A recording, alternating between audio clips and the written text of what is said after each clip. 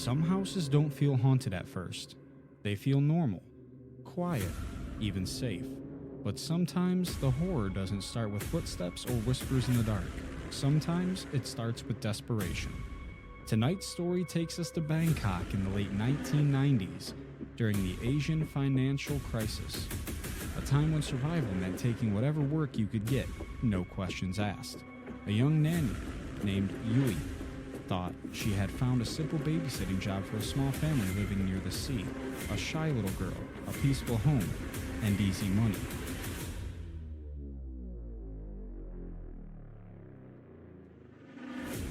But in a month, something changed. A child vanished inside the house, laughter echoed from an empty room, and a doll far too lifelike, far too wrong, revealed itself. What followed was not just a haunting, but a ritual. A spirit bound to blood, a child paying the price, and a truth so disturbing. This is the spirit in the doll.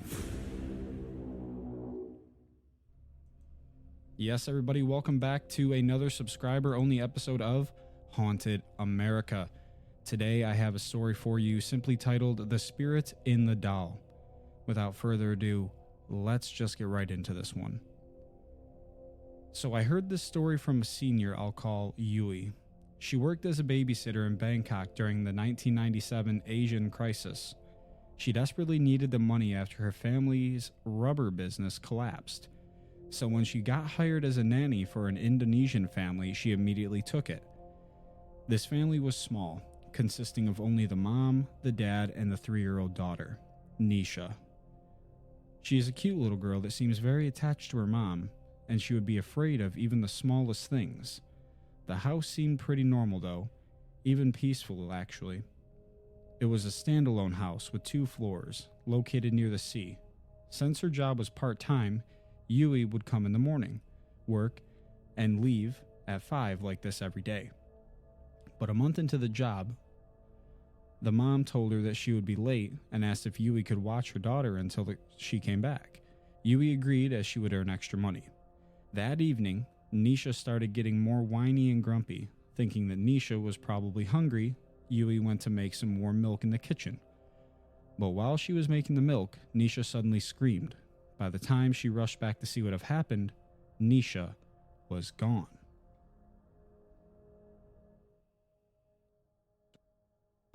And this is something that's more dear to me than most people realize.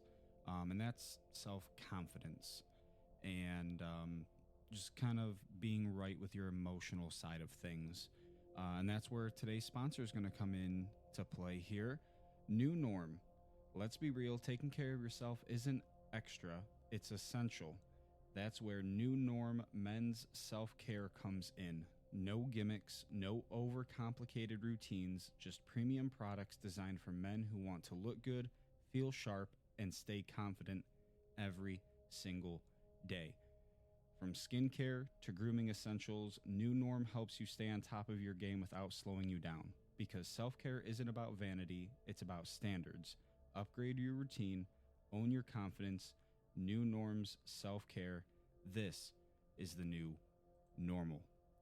New Norm, self-care isn't a trend, it's personal. The brand was founded by a proud dad, inspired by the way his son and daughter supported each other and challenged outdated ideas around self-care and confidence. Lead by example, introduce simple habits, connect self-care to confidence, encourage conversations, and build a legacy of confidence.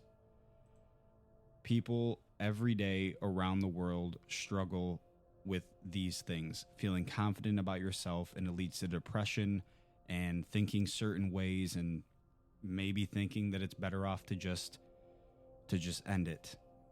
And I'd really like to put a stop to that, so that's why I partnered up with these people.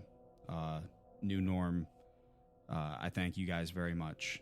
Before we end this little ad here, help is available. 988 is the Suicide and Crisis Lifeline number. If you or anybody you know need emotional support, please reach out to this number. Once again, it is 988 8.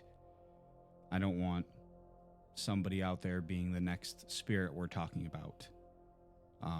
So if you guys want to get some help with feeling better about yourself and maybe, help build up that confidence there, check out the sponsor of today's show, New Norm. Let's get back into the episode. Yui didn't know what to do, but a 3-year-old wouldn't be able to get anywhere that far, so she continued searching. Just then, she heard a soft giggle on the second floor. That creeped me out. Yui ran up the stairs to where the giggles were heard and stopped in front of the master bedroom. She opened the door and found Nisha playing with the doll on the bed, laughing and poking the doll. Yui was relieved that she found Nisha, but then later wondered how a 3-year-old was able to go up the stairs and do it so quickly too. As she was thinking, she noticed that the doll was kind of strange. It wasn't like just a regular doll you see on the market.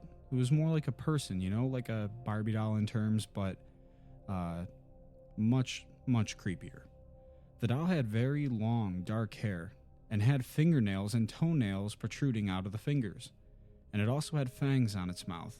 If you see it, you would know that it sure as hell won't be sold at a kid's toy store. I'll tell you the doll, or the name of the doll later in the story if you guys want to search it up. For Yui at that time, the doll wasn't the priority, and she carried Nisha back downstairs. But just as she was about to carry Nisha, the little girl screamed. Blood was dropping from one of Nisha's fingers. Nisha kept crying, and to make matters worse, the mom called in. When Yui picked up the phone, the mom heard Nisha's cries and immediately asked what happened. All Yui could do was reply that Nisha was bleeding. Not long after, the mom and dad came back, and Yui told them what had happened.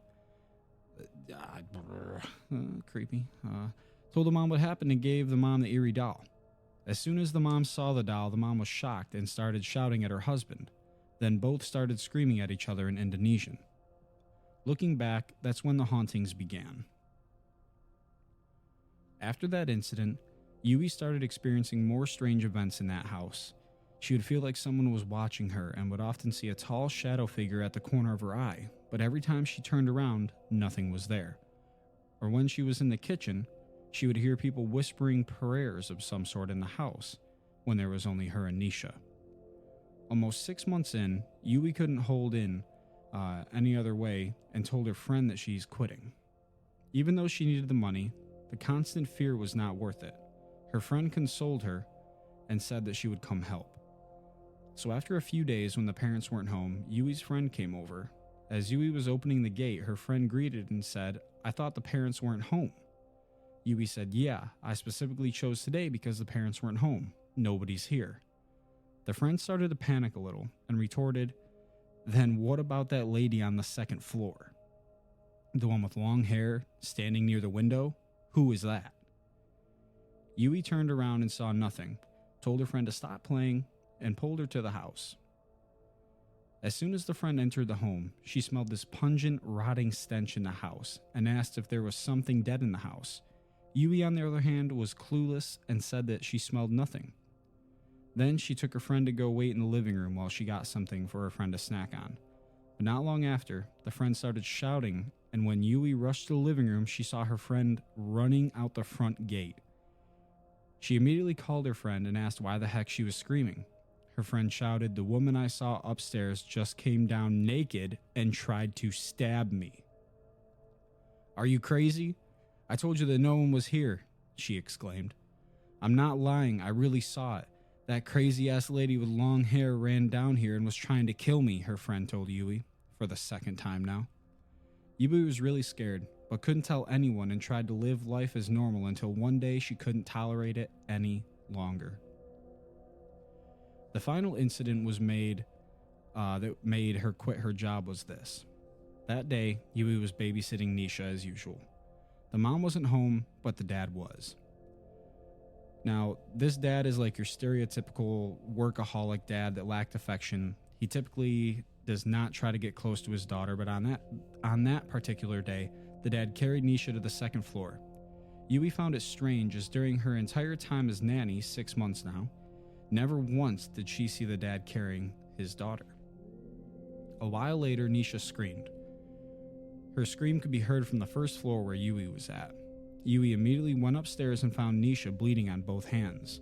Now, Yui had seen Nisha bleed before, but it was just one finger. This time, the injury was much bigger. Blood dripped on the floor, but Yui saw the dad standing still, just staring at his daughter, crying and bleeding. Yui then called the mom, and both parents had a talk. The dad lied that Nisha was injured by a knife while playing. The mom smelled that bullshit, and both started fighting again. Yui had enough of this and told the mom that she was quitting. The mom hears this and starts crying. She said before Yui leaves, she has something she wants to tell her. With a family reputation in society, the mom can't tell others about some problems she's been having, so she decides to tell Yui, hoping that by doing this would get the stress off of her chest. So her husband is a businessman who happens to strongly believe in black magic and witchcraft, and the doll that Yui saw was called Yanglot. Search it if you dare, but I must warn you that the doll is pretty freaking creepy. It's considered a charm or amulet of some sort that has a ghost or spirit inside. And to look after it, you need to offer it blood. For example, if you want your business to succeed, or you want to get a deal confirmed, you need to give it something of equal value. The bigger the wishes, the bigger the sacrifice. The reason why Nisha was bleeding was because of her dad, and this was not the first time harming his daughter. He believed that the purer the blood, the more certain his big wishes were going to come true. No wonder why Nisha screamed afraid of everyone inside, aside from her mom when Yui first met her. And that crazy naked lady with long hair that her friend saw was probably the spirit bound to the Yanglot, manifesting for more blood. Yui quit that day and never looked back. For the mom, she stayed trapped by tradition and belief in powers Yui hoped to never understand. But honestly, for me, I feel so sorry for the kid. She's just 3. No one deserves such practice when she gets any older. But damn, hopefully, some parents just shouldn't have kids. Let me know what you guys think about that story. This is our second or third now, I believe. I think second subscriber only episode.